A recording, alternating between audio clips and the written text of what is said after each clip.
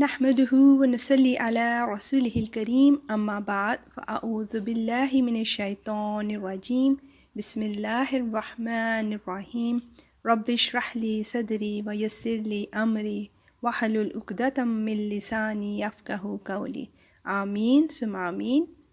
السلام علیکم every one. تو جی آج کا کویسچن، عبادت کے وقت کیسا لباس پہننا ضروری ہے؟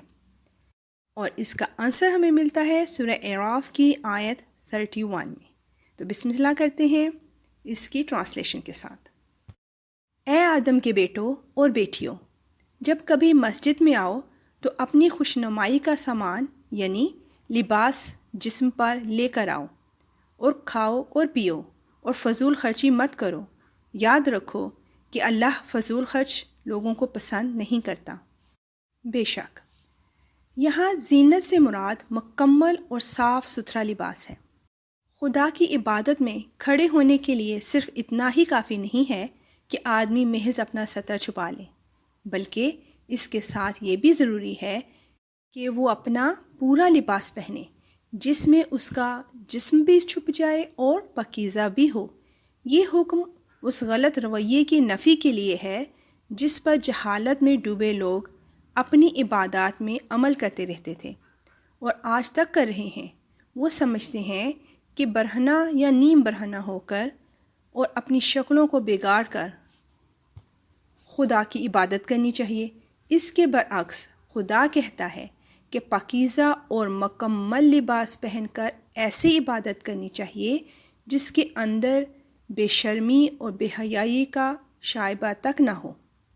اور اس آیت میں اللہ تعالیٰ نے میانہ روی کا سبق بھی دیا، یعنی اگر اللہ نے تمہیں دے رکھا ہے، نواز رکھا ہے، تو تمہارے حال اور لباس سے پتہ چلنا چاہیے، اور ایسا بھی نہ ہو کہ تم اللہ کی نعمتوں کو فضول خرچی میں اڑا دو۔ اس کی شریعت میں اصل گناہ یہ ہے کہ آدمی اس کی مقرر کردہ حدود سے تجاوز کرے، خواہ یہ تجاوز حلال کو حرام کر لینے کی شکل میں ہو یا حرام کو حلال کر لینے کی شکل میں۔ اللہ اکبر۔ اللہ تعالیٰ ہمیں ہر طرح کے غلط رویوں، کنجوسی، فضول خرچی اور بزدلی سے اپنی حفاظت میں رکھے۔ آمین اللہم آمین۔ اللہ کے اس پیغام کو آگے سینڈ کرنے سے پہلے جلدی سے صدقے جاریہ کی نیت کر لیجئے۔ اللہ تعالیٰ ہم سب کو اس پر عمل کرنے کی بھی توفیق عطا فرمائے۔ آمین۔ اور اب نیکسٹ ایپیسوڈ کا کویسچن، ایمان سے خالی انسانوں میں کس قسم کی ناپاکی پائی جاتی ہے؟ ملیں گے انشاءاللہ اس کے آنسر کے ساتھ۔ اب اجازت، وآخر دعوانا ان الحمد للہ رب العالمین، سبحانک اللہم وبحمدک، اشہد ان لا الہ الا انت، استغفرک واتوب الیک۔